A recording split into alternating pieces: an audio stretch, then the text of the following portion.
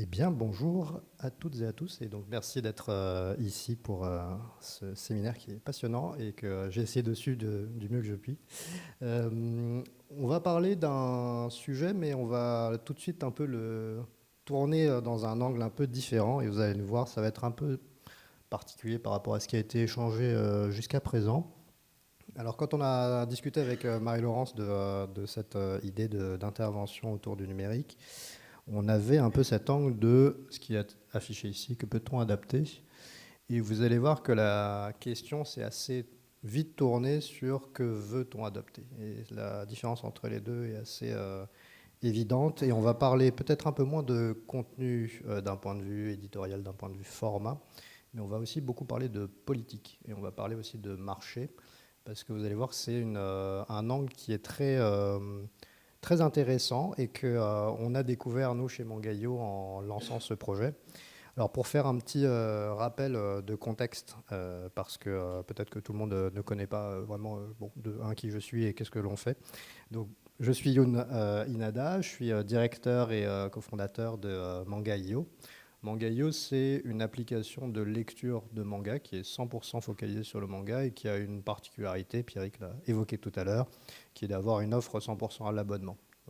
Donc ça fonctionne un peu comme ce qu'on pourrait avoir dans un Netflix pour la VOD ou la musique avec Spotify, Deezer, ce genre de choses. Et c'est quelque chose, voilà, on va passer un peu de temps à parler de ça parce que vous allez voir que c'est mine de rien derrière ce truc de dire c'est un peu comme Netflix pour le manga. Il y a une réflexion qui est beaucoup plus profonde et qui a été beaucoup plus complexe à mener. Donc je vais aborder d'abord tout ça d'un angle assez global. Et pour ça, j'ai besoin de faire un petit pas en arrière sur le marché et notamment sur les spécificités du manga sur pas mal de choses. Alors, évidemment, sur le livre, le manga est une partie importante du livre, mais ce n'est pas la seule, hein, c'est un bout de l'industrie. Mais elle a un usage qui est très particulier. En fait, la spécificité du manga par rapport à d'autres genres littéraires, comme le roman ou d'autres catégories, c'est qu'en fait, c'est peut-être le seul exemple d'une industrie qui est complètement centrée autour de la prépublication. Et donc en fait, c'est quelque chose qui, mine de rien, voilà, est très spécifique. Qu'est-ce que ça veut dire? Ça veut dire qu'en fait, si on avait un équivalent du livre avec le cinéma, le manga, ce serait un peu la série télé, mais qui sortirait toutes les semaines, pendant toute l'année.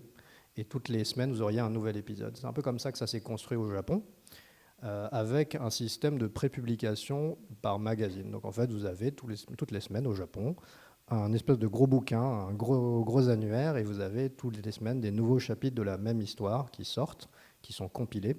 Donc on appelle ça un jump.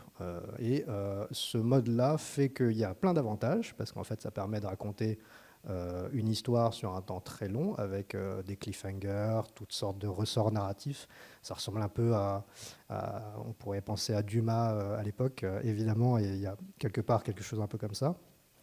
Et donc ça crée une communauté qui est très forte, qui est très engagée, qui attend son chapitre toutes les semaines et qui va parler de théorie, de qu'est-ce qui va se passer dans le prochain chapitre.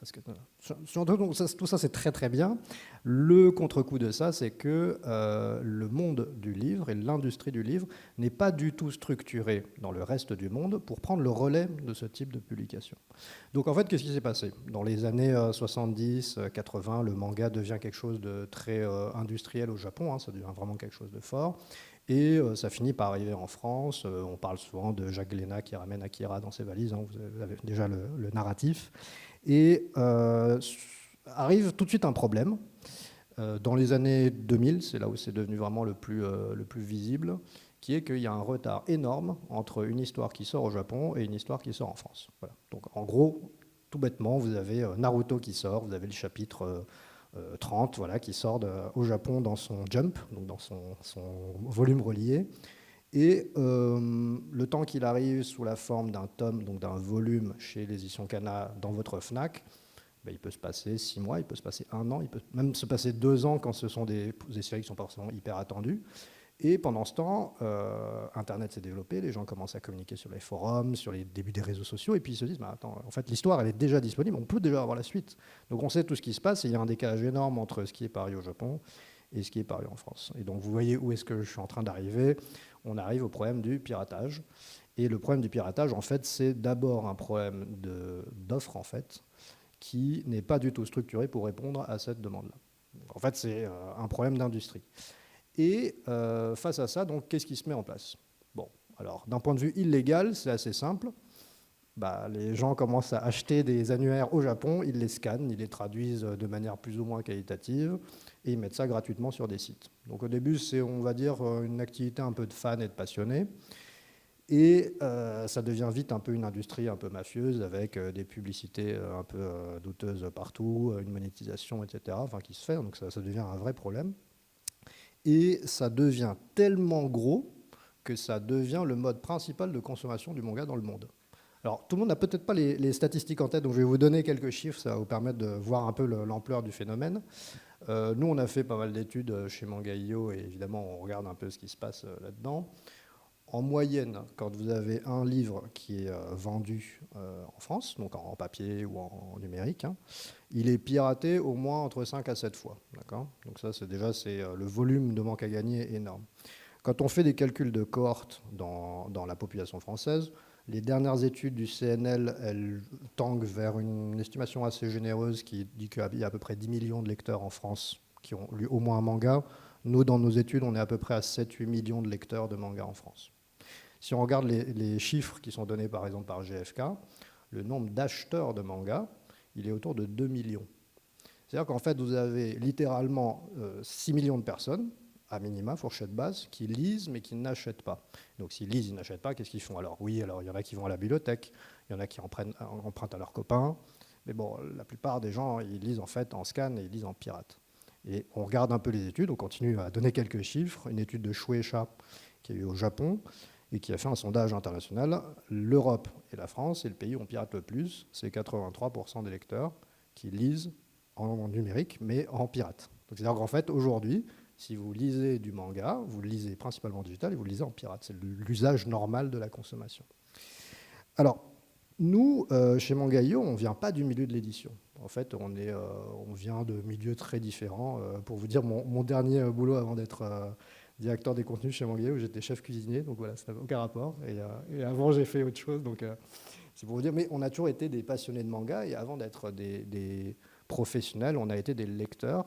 Et donc on a grandi dans ces années 90 avec Club Dorothée, etc. Ensuite, on a vécu les années 2000 avec Naruto, le scan qui devient complètement normal et qui devient la manière principale de consommer. On a lu des scans adolescents. On est vraiment grandi dans ce phénomène-là. Et à un moment, on se pose la question de, OK, bon, il y a un système complètement illégal qui a l'air d'être accepté par la plupart des gens. Voilà, pourquoi pas. Qu'est-ce qui existe au niveau légal? Voilà. Et c'est comme ça que la réflexion a commencé à naître, puisqu'on a des plateformes légales. On a plein de plateformes légales. On peut prendre l'exemple d'Amazon, dont on parle un peu tout le temps, mais il y a Kobo, il y a Isneo, dont on a parlé, qui s'était lancé à peu près dans les années 2010 et quelques. Enfin, il y avait déjà beaucoup d'offres qui existaient. Et ce qui est intéressant, c'est que quand on regardait le mode proposé par les offres et le mode de consommation des lecteurs, vous aviez une grosse dissonance, en fait. La grosse dissonance, elle vient toujours du même problème, qui est le problème de la prépublication. C'est-à-dire qu'en fait, vous n'avez pas une industrie aujourd'hui dans les plateformes légales qui était faite à l'époque pour répondre à cette histoire de prépublication. Donc en fait, on avait un peu un duplicata d'une librairie physique et vous l'aviez en numérique. Donc vous allez sur Amazon, vous prenez le tome de One Piece, vous le mettez dans votre panier, vous achetez votre PDF. Votre PDF, au lieu d'être à 6 €, il va être à 5 €. Bon. Voilà, vous le mettez dans votre panier, vous avez terminé votre lecture, vous faites quoi? Vous retournez sur Amazon, vous prenez votre panier, vous remettez le PDF du tome 2, vous repayez 6 €. Personne ne fait ça. Voilà. Soyons honnêtes, personne ne fait ça parce qu'en fait, il y a un problème au niveau de cet achat de PDF dans le manga qui est que, on a habitué les gens à avoir quelque chose de gratuit. Bon, premier problème. Et deuxièmement, il y a un problème relationnel des Occidentaux vis-à-vis de la possession, la sensation de possession avec le numérique. Donc on vous dit, OK, madame, je vous propose un PDF, il est à 6 €, ou je peux vous proposer le livre, il est à 7 €. Bon, vous allez faire quoi? Vous allez prendre le livre, vous allez payer 1 € de plus. Pourquoi? Parce que le livre, vous allez pouvoir le collectionner, vous allez pouvoir le prêter, vous allez pouvoir il va peut-être prendre de la valeur, vous allez pouvoir l'afficher dans une belle bibliothèque. Bon, un PDF, vous ne pouvez pas faire tout ça. Donc en fait, vous allez vous tourner vers ce qui va faire le plus sens. Et ce modèle-là de la plateforme légale qui reproduit en fait ce modèle de librairie, il est légion, c'est le modèle standard.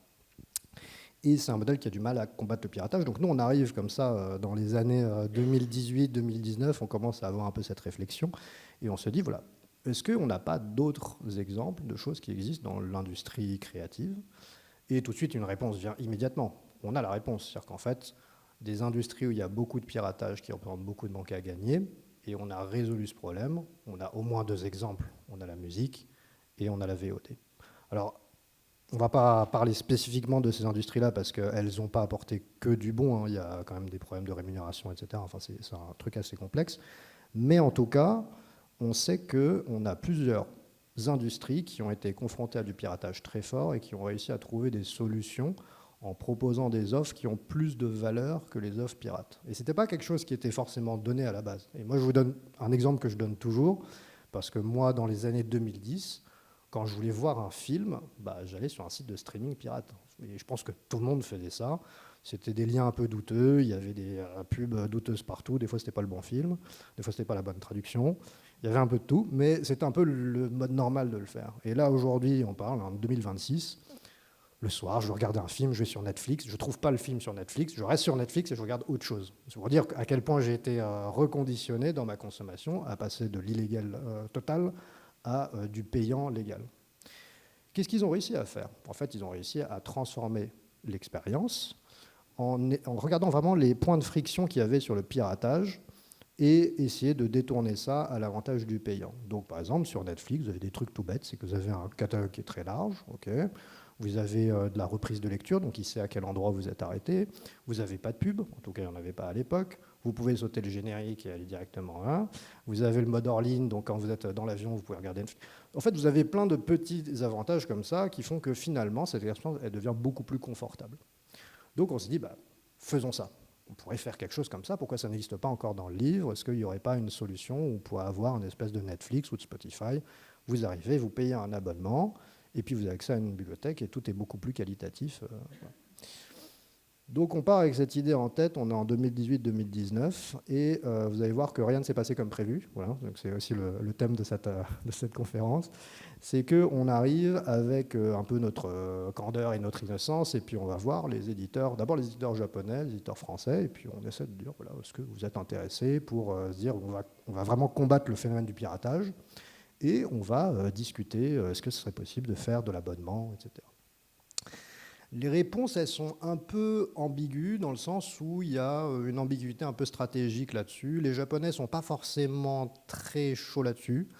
Il y a quand même un phénomène au Japon, c'est que la part du numérique dans les revenus du manga venait de dépasser à l'époque la part du physique, c'est-à-dire que l'usage devient éminemment numérique et légal. Donc on passe à plus de 50% dans les années 2018.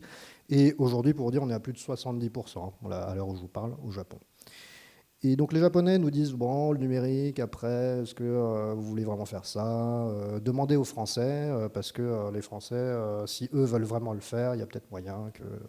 donc bon, réponse un peu ambiguë. On arrive à faire signer quand même des petits accords de principe, disons, voilà, on est intéressé pour creuser. On retourne en France, on va voir les éditeurs français principaux de manga, et puis on échange là-dessus.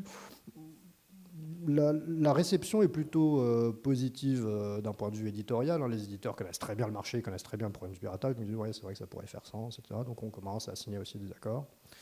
Et puis vient le moment où on se met vraiment dans l'opérationnel. Donc ça, comme je vous l'ai dit, j'étais dans ma cuisine, donc je sors de ma cuisine et puis on se lance dans l'aventure. On est 5-6 personnes, avec Romain, le fondateur, qui est celui qui a vraiment eu l'idée à la base. On crée l'entreprise. Et on fait notre planning de lancement. Alors je m'en souviens encore parce que ça me fait rire aujourd'hui, je me dis j'étais vraiment naïf. Et on fait un planning de lancement qui démarre en janvier 2020. Et le premier bloc, c'est négociation du catalogue avec les éditeurs. Et ça finit en mars. Voilà. Donc on a 3 mois. Après tout, on a commencé à signer des petits accords de principe, donc ça devrait aller. Et donc on arrive avec la fleur au fusil, et puis on va revoir les éditeurs. Et puis on dit, voilà, bon, en gros, on veut lancer ce truc-là, quel catalogue on met? Qu'est-ce qu'on peut faire? Est-ce que les Japonais sont OK? Donc là, on fait vraiment des listes avec, voilà, on aimerait tel titre, tel titre, tel titre. Si on veut combattre le piratage, il faut une offre forte, donc il faut beaucoup de titres, il faut beaucoup d'éditeurs. On fait tout ça. Et ça ne se passe pas du tout comme prévu. Il n'y a absolument rien qui se débloque. Voilà. Alors, soit les Français nous disent, bah, là, on a envoyé les demandes, mais les Japonais sont très lents, voilà, il va falloir vous armer de patience. Soit les Français nous disent, bah, finalement, on n'est pas trop pour ça, etc. Et on arrive, bon, le mois de mars passe, le mois de...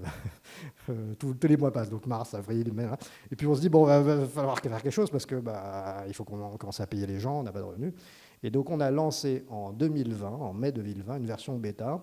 Pour vous dire, il y avait un éditeur. Voilà, il y avait un éditeur et il y avait 50 titres dessus. Voilà. C'était le mieux qu'on était en capacité de faire à ce moment-là. Et la question, et c'est pour ça qu'on arrive vraiment sur notre sujet, c'est pourquoi est-ce que ça ne s'est pas fait comme ça? Alors aujourd'hui, la situation est très différente, et on pourra parler après de comment ça s'est débloqué. Mais il y avait un enseignement qu'on n'a pas vu venir, et parce qu'on n'était pas dans ce milieu-là, on était naïf et qu'on ne connaissait pas vraiment cet écosystème. C'était qu'en fait, déjà la première grosse différence avec les exemples que j'ai donnés de Netflix et notamment de Spotify avec la musique, c'est que le piratage avait quasiment tué l'industrie de la musique, par exemple. On regarde les chiffres de vente, c'est spectaculaire. Donc les Napster, tous ces trucs-là avaient vraiment baissé, mais de 90% les ventes. Ce qui n'était pas le cas du livre. Le livre, ça reste une industrie qui est forte, qui fonctionne bien. Et en France, comme l'exemple que je donnais tout à l'heure, on aime bien acheter du papier, etc. Finalement, les effets du manque à gagner du piratage ne sont pas si spectaculaires quand on regarde l'évolution des ventes sur le temps long. Il n'y a pas un moment où il y a le piratage qui arrive et les ventes de livres elles chutent. Donc en fait, il y a un peu un statu quo au moment où on se lance, qui est de dire, mais en fait, nous, tant qu'on continue à vendre de plus en plus de mangas, ce truc du scantrad, du piratage, ça existe, mais c'est pas si nuisible parce que ça ne nous empêche pas de vendre. Il y a voilà, une espèce de statu quo. Alors il y a évidemment des gens qui sont plus ou moins remontés de d'autres, qui essaient de faire plus ou moins d'actions, etc. Au SNE, il y a déjà des groupes qui sont là depuis longtemps. Mais c'est très compliqué. C'est pas vraiment les éditeurs français ne sont pas les ayants droit, donc c'est compliqué de faire des signalements, etc. Donc c'est un peu, voilà, un peu statu quo à l'époque. Et du coup, ça devient l'œuf et la poule. Pour vous dire, en gros, quand on démarre un peu nos pérégrinations avec Mangaio, le pourcentage de chiffre d'affaires de la BD numérique représente à peu près 2% du total. Voilà. Donc je vous ai dit, au Japon, c'est 70%. Donc pour vous dire, vraiment, la marge est énorme. Donc ça veut dire qu'on achète très peu en BD, manga, en numérique. Et Pierrick en a parlé tout à l'heure. Hein, il y a une histoire d'usage et les gens, quand ils lisent une série, ils la lisent en papier ou ils vont pas dupliquer leur usage. Donc, vous avez des éditeurs qui, finalement, continuent de vendre. Le numérique légal représente très peu, donc si vous commencez à recruter des gens, payer des charges, avoir un chargé de numérique, etc., bah, ça coûte de l'argent, ça ne rapporte pas beaucoup. Donc pourquoi, au fond, commencer à recruter, faire un pôle, etc. Donc vous voyez vraiment par éditeur les maisons d'édition qui ont envie d'investir sur le numérique, celles qui ne s'y intéressent pas, etc. Donc vous voyez un peu en fonction des moyens qui sont mis. Et donc vous n'avez pas vraiment de chargé de personnes de développer ça. Donc vous êtes un peu voilà, en balance là-dessus. Qu'est-ce qu'on a fait, nous? Et je pense que c'est une bonne ligne directrice par rapport à ce point. C'est qu'on a petit à petit compris qu'on n'avait pas utilisé les bons arguments. Voilà. Et que, en fait, la question du modèle économique, c'est très bien de dire à tout le monde, regardez, on va faire une super offre, il y aura tous les éditeurs dessus, il y aura plein de catalogues et on va aller attaquer les pirates parce qu'on va faire une offre qui sera beaucoup plus forte. En fait, ce truc-là, ça n'a pas vraiment de prise sur le monde éditorial, parce qu'on l'a déjà dit, il continue de vendre. Donc on a essayé de changer un peu d'angle et d'essayer de voir comment est-ce que Mangaio pouvait être un support à la fois marketing et de vente, le digital en général, vers le papier. On est une industrie papier aujourd'hui en France, et donc quand vous faites 2% de CA, c'est qu'a priori il y a une marge de progression, mais qu'on n'arrivera pas à 70% tout de suite. Donc de toute façon, il n'y a pas une transformation d'usage. Mais comme on se rend compte petit à petit que les lecteurs de mangas pirates achètent, en fait, ça traduisait un comportement qu'on n'avait pas forcément analysé depuis le début, qui est que les lecteurs de mangas, ils utilisent énormément de digital pour découvrir. Donc en fait, ils utilisent les scans pour faire leur marché de découverte. Donc ils vont lire 50 tomes premier 1, et quand il y en a un qui leur plaît, ils continuent à lire. Et puis au bout d'un moment, ils vont acheter les séries qui leur plaisent en papier. Donc il y a un usage très complémentaire, un peu toxique, mais qui fonctionne un peu d'une certaine manière. Et donc il faut que cette solution numérique légale, elle arrive aussi à marcher avec ce comportement-là, à correspondre à son comportement. Donc ce qu'on a fait, des trucs tout bêtes par exemple, c'est on a commencé à dire, ok, bah, sur Manga.io, vous allez avoir la série, et quand vous avez la série, on va vous mettre un lien d'achat, vous allez pouvoir l'acheter en papier, parce qu'en fait, vous allez utiliser votre abonnement pour découvrir des titres, et quand vous aurez découvert des titres, vous pourrez les acheter en papier et les collectionner. Pourquoi pas? C'est complémentaire. Donc on a essayé vraiment de créer cette situation de non-rivalité entre l'abonnement et le papier, parce que beaucoup d'éditeurs se sont dit, oh là, les petits jeunes, là, ils vont vouloir faire Amazon bis, paupériser tout ça.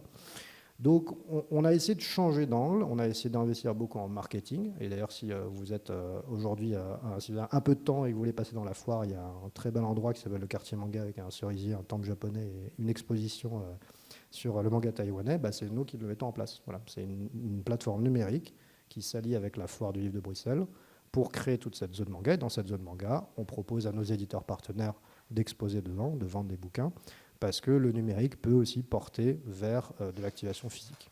Donc on a essayé vraiment de changer cet angle-là, et c'est comme ça qu'aujourd'hui on est arrivé à une réalité différente, où on a quasiment la totalité des éditeurs manga sur le catalogue, donc on est à quasiment 40 éditeurs, et au Japon on travaille avec 30 ayants droit, parce qu'on a réussi à un peu changer cette tendance. Mais ça n'a pas été facile, c'est un long travail, et du coup, un peu comme conclusion de tout ça, ce que je voulais dire sur la partie format et que peut-on adapter, c'est qu'en fait,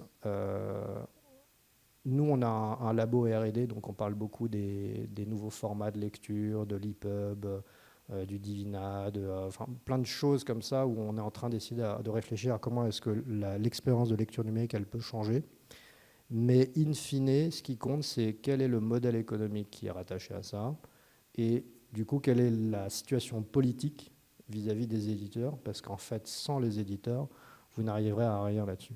Donc on peut itérer tant de choses qui peuvent être passionnantes, mais en fait, il y a toujours un moment où il y a de la diplomatie. Il faut arriver à comprendre votre partenaire, et c'est ce qu'on a mis du temps à faire et qu'on arrive à faire aujourd'hui, mais ça a été un long voyage. Et tout ça, c'est quelque chose qu'on n'avait pas vu. Et donc, c'était un peu l'angle que je voulais apporter sur cette conférence, c'était de dire, voilà, on peut parler de plein de choses et de plein de révolutions, mais in fine, si on n'arrive pas à convaincre nos partenaires du marché que c'est une évolution économique aussi, bah, ce sera toujours compliqué. Donc je vous remercie, c'était une petite conclusion.